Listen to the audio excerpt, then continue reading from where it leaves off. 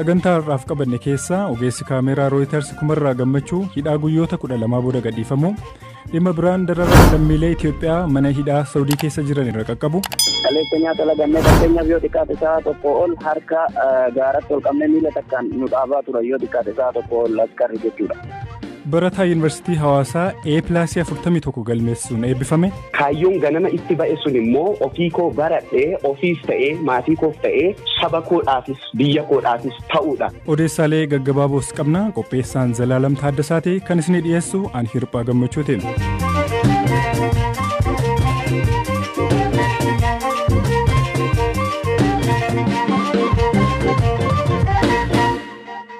Ogeessi kaameraa Reuters Itoophiyaatti hidhamee ture kumarraa gammachuu erga hidhamee guyyoota 12 booda poolisiin gadhiisuu Reuters gabaase. Reuters akka jedhetti poolisiin odeeffannoo sobaa tamsaasuu garee mootummaa waraanu wajjiniin quunnamtii qabaachuu fi nageenyaaf tasgabbii uummataa booressuun shakkee akka to'ate abukaatoo isaatti himeera. Abukaattoon isaa obbo Malkaamuun ragaa irratti argame akka hin jirre Reutersitti himeera. Ati warraan kumarraa gammachuu adda hawwiin har'a hidhaarraa gadhiifamuu BBCtti himan. Zalaalam Taaddasaatu dubbise. Kan inni kame naannoo sa'aatii 5 እና baay'ee gammachuu guddaatu nutti dhaga'ame waaqayyoonis galateeffanne እና baay'ee gammannee irra ijoolleen isaanis hiikamuu isaatti baay'ee gammanne. Hayyee hammam ture kan adda baatanii erga hidhamee guyyaa meeqa ture? Erga hidhamee bultii 12 har'a. Tole ayyaanaaf qophaa'aa jirtu. Miira akkamitti dhaga'ame? Mee akkamitti eegaanii turte mee? Baay'ee ani gaachuun gadda keessa turre baay'ee jechuun ijoolleenis anis baay'ee gadda guddaa keessa turre. Sa'aatii hin eegnetti gaa waaqayyo madha kan kana godhe waaqayyoon galateeffachuun ala waan jennu hin qabnu. Ayyaana immoo mana isaatti ijoollee isaa wajjin dabarsuu isaatti maatii isaa wajjin dabarsuu isaatti gammachuu guddaatu nutti dhaga'amaa jira baay'ee. Hayyee deddeebitee dubbisaa turte? Eeyyee deddeebi'ee dubbisaaniin ture. Har'atti akka hiikamu eegdee ture? Tasan hiikamuu isaa tasan odeeffannoos hin qabnu ani cireen fuudhee deemeeyyuuti garuu akkuma tasaa ba'uusaadha kanan dhaga'ee baay'ee gammachuu guddaatu nutti dhaga'ame. Wabiidhaan moo maaliin gadhiisan? Wabiidhaan gadhiisan.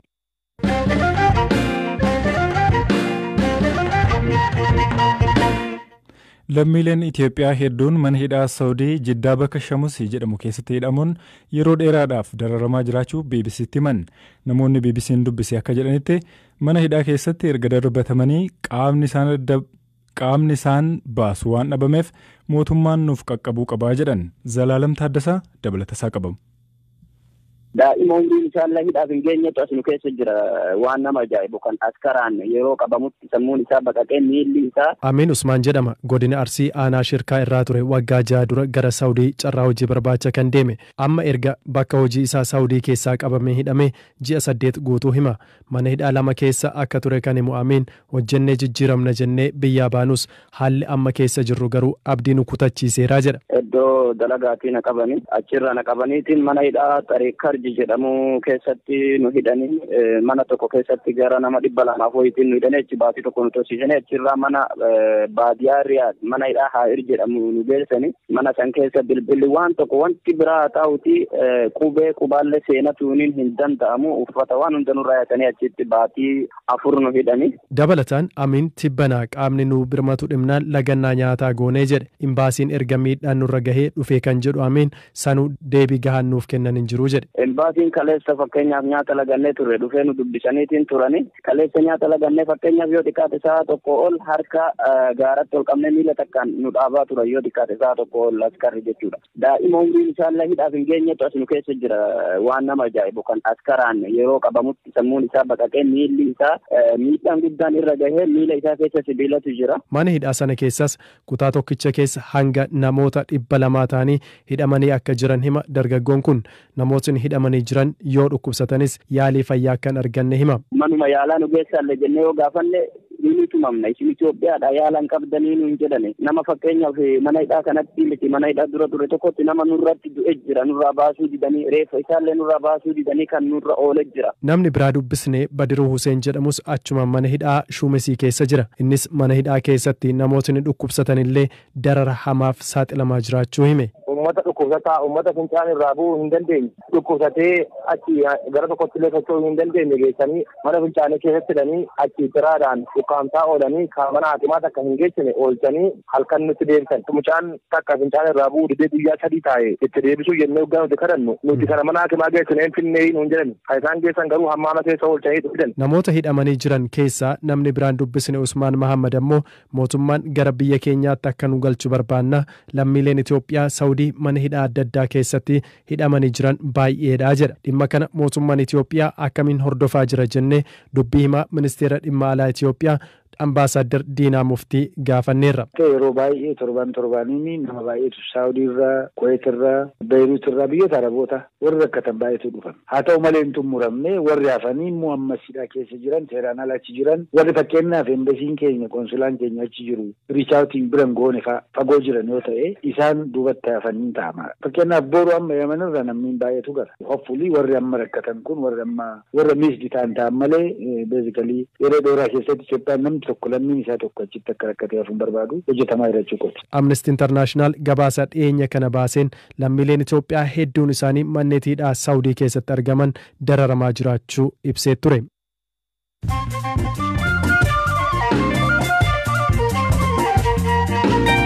Amma immoo oduu gaggabaabseen isinitti himama. Aanga'ootaa fi qondaaltota waraanaa biyya ganuun shakkamanii barbaadaman 300 ol keessaa 15 to'atamanii qoratamaa jiraachuu koomishiniin poolisii federaalaa ibse. Duula gaggeeffame keessatti qondaaltota 5 irratti tarkaanfii fudhatamuu ibsuudhaan shakkamtoota dhokatan poolisiin federaalaa adamsaa jiraachuu ibseera. Biyyoonni ollaa Kataar qoqqobbii biyyattiirra kaa'anii turan kaasuuf jiru. Saawudiin daangaa lafaa fi galaanarraa Kataar wajjiniin qabdu erga deebiftee bantee guyyaa tokkoon booda imirri Kataar ilma mootii Saawudiin simatamaniiru. Simannaan kunis waldhibdee Kataar olloota ishee galoo galaanaa wajjiniin yeroo dheeraadhaaf qabdu kan furuudhas jedhameera. Saayintistoonni Afrikaa Kibbaa akaakuun kooroonaa vaayirasii haaraan talaallii amma hojiirra oolaa jiru akka dandamatu yaaddoo qabaachuu ibsan. Talaalliin kooroonaa vaayirasii UK fi biyyoota addunyaa kanneen biroo keessatti kennamu wayita eegalametti dhimmoota xiyyeeffannaa barbaachisu ta'uu saayintistoonni kun dhaamaniiru. Miseensi Koongireensii Ameerikaa dhiyeenya filatamte Waashingtan DC'tti shugguxii hidhattee akka deemtu dubbatte. Hoogganaan poolisii magaalittii garuu waa'ee seera cimaa meeshaa waraanaa qabatanii deemuu irratti Looreen wajjiniin haasawuu akka barbaadan himanii jiru. Oduun sa'aatii kanaaf qaban isaan kana turan.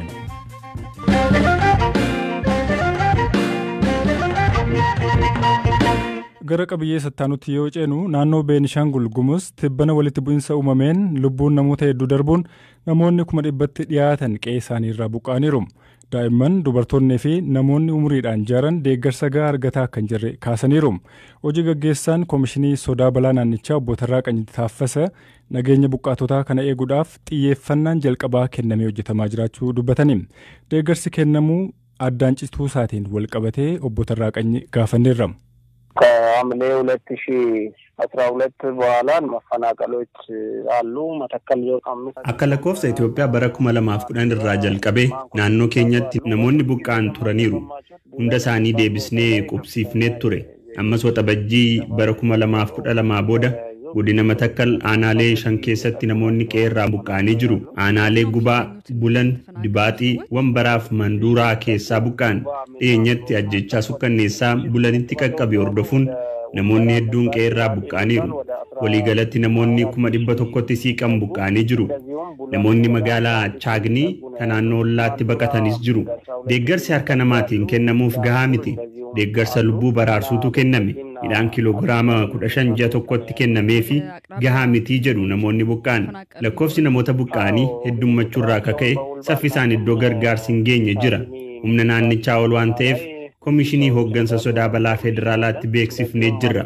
deeggarsa dhiyeessaa jiru irratti hanqina konkolaataa ture sababa kanaaf addaan ciccitaa ture daakuun konkolaataa 5 guyyoota 3 fi 4 hin caalle keessatti aanaa Wambaraa ni qaqqabaa jennee eegna. መቆራረጦች ነበሩ የማይካድ ነገር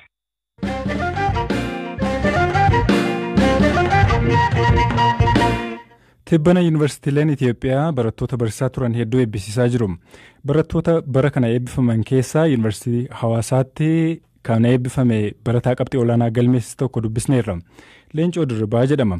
Yuunivarsiitii Hawaasaatti kolleejjii qonnaarraa damee Agrii Biizines and Vaaluu Cheen Maaneejimenti jedhamuun digirii jalqabaatiin eebbifame. Gosa barnootaa barataa ture keessaa 41 kanneen ta'aniin A+ fiduun eebbifamuu beeksisitti himeera. Turtii yuunivarsiitii isaa fi akkasuma haala qabxii olaanaa itti galmeessise irratti waa'illi koo Zalaalam Taaddasaa dubbiseera. Waan hundumtiin iyyuu ana qofa toon taane waaqayyo sina gargaarii qabxii guddaadhaan eebbifamuu qofa toon taane gosa barnootaa fudhadhee gara koorsii 41 A+ ture jechaadha. Walumaa gala qabxii meeqaan xumurte jechuudha? Qabxii gara 4 akkasiiqa. Tole mee Leencoon barataa akkamiiti kutaa gadiirraatii eegalee barataa akkamii turte mee osoo yuunivarsiitiin seeniin? Haalli maatii keenya keessa ture barnootaaf iddoo addaa waan kennaniidhaa fi anis isuma kanatti guddadhee kanaaf iddoon kun iddoon ammaa kun waan guddaayyuun turre akka ka'umsa kootiitti naannoo kutaa 2tti kanan sadarkaadhaan jalqabee kutaa 2 qabee haga kutaa itti sadarkaa tokkoffaa hin gadhiisne akka carraa ta'e baran kutaa 11 fi 12 baradhee carraa kilaasii seenee barachuu hin arganneen ture. Bara maaster pilaaniidhaa fi mormiinti ka guutuu biyyaatti ture sababii ta'eedhaa fi kutaa galee barachuudhaa fi carraan arganneen ture. Isa kanaa fi amma kana dhiibamee kananii fiildiin barbaadillee argachuu kan hin dandeenye jechaadha. Bara kana isa darbe keessa keessumaa dhibeen koronaa addunyaa kana yaaddessee ture barnoonni illee adda citaa ture. Haala akkamiitiin qayyabatta ture Leencoon? Ani lafa kanarra kanan dhufee otoon ergama ta'e wayyii inajjetiin akkanin dabarre nan beeka. Abbaayee koota akkana jedha ture yeroo bara hammaataa sana akkaataan itti barachuu hin dandeenye waan tureedhaaf dhufee natti bu'ee egaa akkam taata akkamiin naa baratta jennaan elaami abbaa ani yoon ijji koollee balleessanii miilli koollee qaamni koollee hundumti isaayyuu badee iddoon jedhamanii fi iddoon gamame sana sababiin hin hanqanneedhaa fi waa tokkoyyuu yaadda'iin jedheen ture. Kanaaf ammas yeroo koronaa kana yeroo namni hundumtiin iyyuu biyyii walga'ee abdii kutatee an dhuguma dubbachuuf jecha waa akkanatti hin dhaga'amne. Kana jechuun immoo wantoonni fuulduratti dhufanii riskiiwwan dhufanii hin jiranii jechuuniti. Haa jiraatanii haa hammaatanii akka ibiddaayyuu haa boba'uu isuma kana keessatti kutannoodhaa fi xiiqiidhaan keessa darbuudhaaf abdii waan ani kutannee fi ismuuziliima dudubbisaan ture jechaadha. Barnoota kee kanaatiin eessa ga'uu barbaadda? Maal hojjechuu barbaadda? Uummata kana haala akkamiin tajaajiluu barbaadda? Kaayyoon ganamaa itti ba'een qaba. Kaayyoon ganama itti ba'e sun immoo ofii koo baradhee ofiis ta'ee maatii koof ta'ee saba koodhaafis biyya koodhaafis ta'uudha. Hinumaayyuu immoo eenyumaayyuu haa ta'u ilaalcha gaarii sababiin qabuudhaa fi nama hundumaaf akka ta'utti baradhee beekumsa koo kana saba koodhaaf firuu saba koo amma gadadoo keessa jiru saba koo amma dukkana keessa jiru kanaafi akka dungoo ifeetan jechaadha hamma dandeettii kootti jechaadha saba koo kanaaf ifa ta'uu fedha inni kun immoo kan barbaachisu dura ofii koo jijjiiramuudha barachuudha. Dhaloota kanaaf yookaan dargaggoota kanaaf maal dhaamta? Namoonni yeroo baay'ee miidiyaa hawaasaa irratti yeroo isaanii akka malee kan balleessan ni jiru. Waanuma bu'aan buusneef kan yeroo isaanii qisaasessan ni jiru. Dhaloonni kun maal gochuu qaba jettee dhaamta akka dargaggeessa tokkootti? Yeroo baay'ee yeroo keenya wantoota kaayyoo keenya faana waliin qabanne duukaan balleessina. Inni kun immoo erga darbee gaabbii nutti ta'a deebisuu hin dandeenye. Kanaaf iyyuu obboloota koodhaa fi dargaggootaaf wanti an dhaamuu barbaadu yoo jiraate yeroon keessan maayikiroo sekendiin tokko gatii guddaa qabdi. Ani immoo yeroon warqeerra darbee jireenyaa hamma jireenyaati. Maaliif jennaan jireenya keenya egeree isa nuti amma yeroo keenyatti fayyadamnetu murteessaa jechaadha. Inni kun immoo filannoodha. Ani waanan kaleessa filadheen har'a jiraadha. Waanan har'a filadheen boru jiraadha. Amma waan barbaachifnuudhaaf jaarraa 21ffaa keessatti dhalanne jaarraa kanaaf immoo unumatu jira. Kanaaf yeroo keenya itti haa fayyadamnu bakka argetti oduu waa'een baafnetti olola isaa gamaaf gamanaa walitti bukeeffamu kana keessaa baane eenyumayyuu toon taane of taane gara fuulduraatti tarkaanfachuu qabnaa. Sagantaa keenya har'aa gara goolabuutti finnee jirra. Zalaalam Taaddasaa wajjiniin ta'uun ani Hirphaa Gammachuu si wajjiniin turee jira. Odeeffannoo dabalataa marsariitii keenya irraa argachuu dandeessanii waan nu caqastaniif galata guddaa qabdu. Iddoo nagaa bulaa.